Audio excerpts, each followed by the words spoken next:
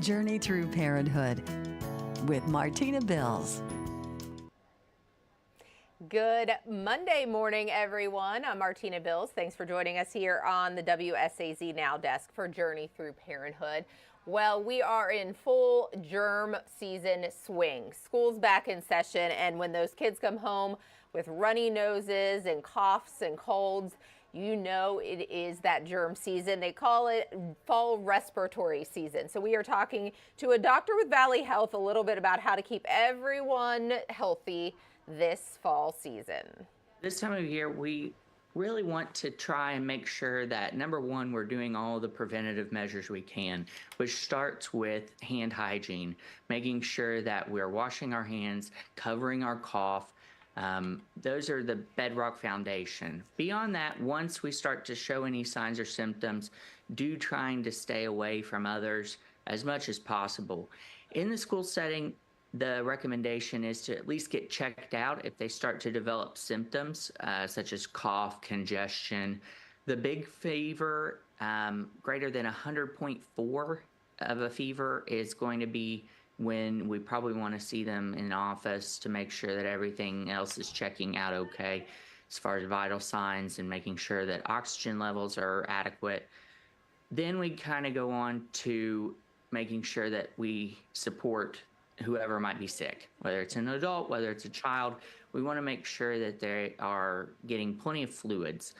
That is really the best way to fight off one of these viruses, is to try and keep fluids going, let the body heal itself. Mm-hmm.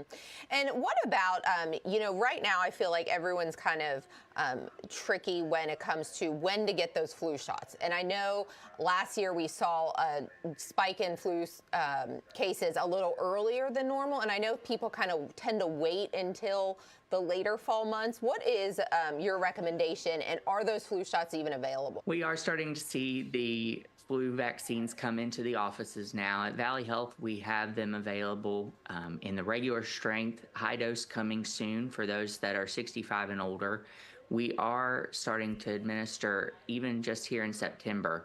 I recommend that folks get them as early in the season as we can. Thankfully, we have not seen the flu spike yet. So as soon as you can get it, that way you're protected into the fall and winter months. Mm-hmm. What about RSV? Are you seeing that? I know last year was a pretty rough year for RSV, especially, when those babies, but I know it can spread into older people as well. Have you seen any of that, or is it kind of not that time yet?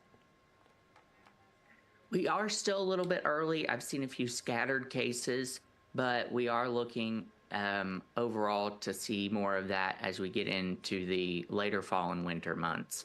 But thankfully, we do have a vaccine online this year that covers high-risk individuals 50 and older.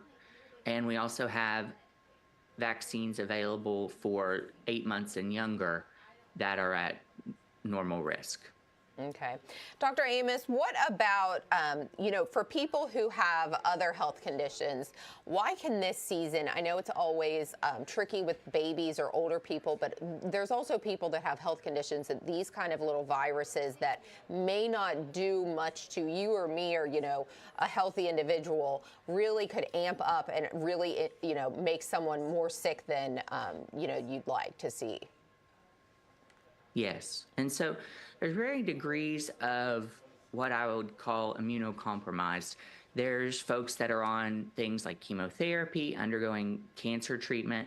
And then there are people with chronic conditions such as diabetes, hypertension, cardiac disease, COPD, asthma. These folks are at an increased risk of developing infection due to just the little viruses that we see, such as RSV, COVID, flu, and the respiratory virus season. And so we have kind of this continuum of risk that we want folks to realize that you could be more susceptible than, say, a young, healthy 25 to 40-year-old that has no other chronic health conditions. And I know we talk about this pretty much every year this time of year with, back to school, and we are starting to be indoors, the weather changes, and I know our weather has been up and down and all around. Those good hygiene practices, just do one more reminder about those, because I know I always remind my child, you can never remind someone too much to wash your hands. Yes, that recommendation never goes away. Washing your hands, covering your cough, making sure you're not coughing or spreading your germs to someone else. That's going to be in your best interest during this time of year. So good information. We're back here live on the WSAZ Now desk. Dr. Michael Amos with Valley Health Systems. We're talking about fall respiratory season. It is in full swing. Pretty much whenever school gets back into session and the kids come home with after spreading germs, whether it's a cough or a sneeze or runny noses that you don't know if it's whether it's allergies or something more serious. The good news, Dr. Amos said, is he isn't seeing an uptick in flu cases just yet. And last year at this time, we were seeing quite a few number of flu cases in our region, even though it is still September. So Dr. Amos suggests getting your flu shot as soon as possible. They're available at drugstores, your primary care doctor's office. Just reach out to someone to try to get that, especially for the younger population and to protect that older generation out there as well. So here on Journey Through Parenthood, we're here every Monday and Wednesday at 10 a.m. live on the WSAZ Now desk.